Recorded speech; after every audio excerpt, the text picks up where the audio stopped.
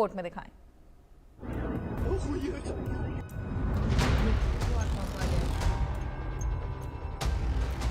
Ukraine पर nuclear वार, Putin लेंगे इंतकाम। Nuclear war की तैयारी, ब्रिटिश कर्नल की चेतावनी। यूक्रेन पर रूस का पलटवार, जेलेंस्की ने लगाई शांति की गुहार। झुकेंगे नहीं पुतिन, यूक्रेन पर वार अंतिम।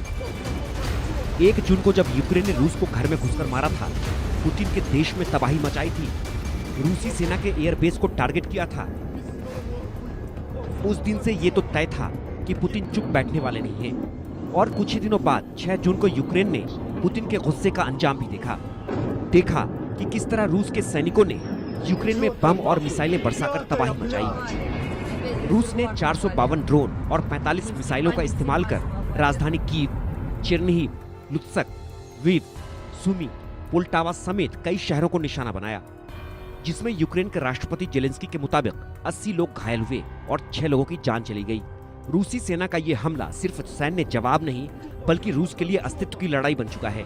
सिर्फ 3 घंटे में रूस ने यूक्रेन पर 452 ड्रोन और 45 मिसाइलें दागकर पूरे यूक्रेन को दहला दिया।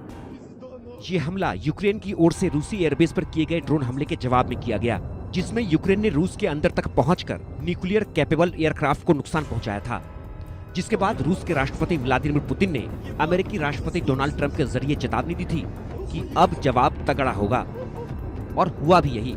रूस ने रात भर यूक्रेन के 9 अलग अलग जगहों पर बमबारी कर बता दिया कि पुतिन से पंगा लेना कितना महंगा पड़ेगा। कुछ दिनों पहले ही जेलेंस्की ने रूस पर हमला करके दुनिया के सामने अपना दमखम दिखाया था, लेकिन जब पुतिन की तरफ से उन्हें बारूदी जवाब मिला तो जेलेंस्की एक बार फिर दुनिया से मदद की गुहार लगाने पहुंच गए। रूस ने 400 से ज्यादा ड्रोन और 40 से ज्यादा मिसाइलें दागी। 80 लोग घायल हुए और कुछ अभी भी मलबे के नीचे दबे हो सकते हैं। और दुर्भाग्य से दुनिया में हर कोई ऐसे हमलों की निंदा करता। पुतिन इसी का फायदा उठाते हैं। वे युद्ध जारी रखने के लिए खुद को समय दे रहे हैं। रूस लगातार दुनिया की एकता में दरार डालने की कोशिश कर रहा है ताकि युद्ध के लिए दबाव को रोका जा सके। हमें अपने सामने मौजूद काम को स्पष्ट रूप से देखना चाहिए। कूटनीति काम करनी चाहिए, सुरक्षा गारंटी सुनिश्चित की जानी चाहिए और शांति स्थापित की जानी चाहिए। इसके लिए शुरुआती कदम उठाने होंगे, खास तौर पर युद्ध विराम। ऐसा करने और हमलों को रोकने के लिए रूस पर दबाव डाला जाना चाहिए। इसके साथ ही जेलेंस्की ने रूस की शांति वार्ता की शर्तों को पुराने अल्टीमेटम बताते हुए खारिज कर दिया, जिसमें यूक्रेन से 4 क्षेत्रों से सेना हटाने, पश्चिमी मदद बंद करने और नाटो में शामिल न होने की मांग शामिल है। दोनों देशों के बीच जारी जंग और पुतिन के गुस्से से एक बार फिर दुनिया में विश्व युद्ध की आहट सुनाई देने लगी है। दुनिया के कई देशों को महाविनाश की चिंता सताने लगी। पुतिन के रवैये को देखकर महातबाही का डर सताने लगा है, क्योंकि पुतिन का गुस्सा और उनका बदला लेने का तरीका किसी से छिपा नहीं है। अगर पुतिन बदला लेने पर आ जाएं, तो वो किसी भी देश की नहीं सुनेंगे, फिर चाहे वो सुपर पावर ही क्यों ना हो। शायद ये पुतिन का बारूदी एक्शन ही है कि रूस के विध्वंसक कार्रवाई के बाद ब्रिटिश कर्नल रिचर्ड केम्प ने एक गंभीर चेतावनी दे डाली, जो यूक्रेन के साथ साथ दुनिया को भी डराने वाली है। ब्रिटिश कर्नल रिचर्ड केम्प का दावा है कि रूस यूक्रेन पर टैक्टिकल न्यूक्लियर हथियारों का इस्तेमाल कर सकता है, खासकर यूक्रेनी एयरफील्ड्स को निशाना बनाकर। केम्प का कहना है कि डरावनी सच्चाई यही है कि ये रणनीति काम कर सकती है। दुनिया के नेता यूक्रेन को लेकर न्यूक्लियर हथियारों का जवाब नहीं देंगे।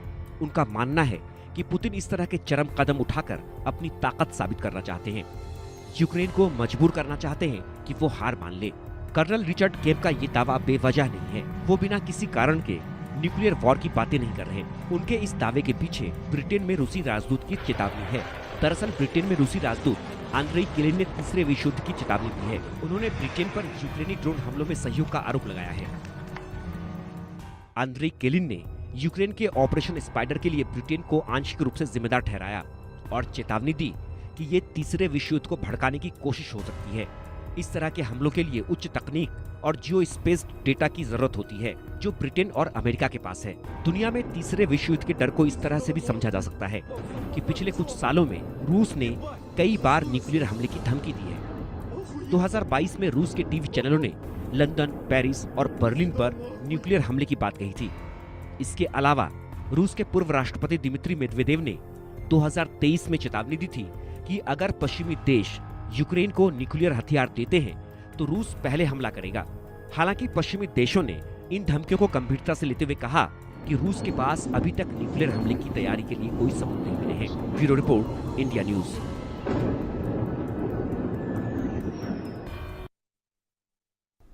तो रिपोर्ट आपने देखी, लगातार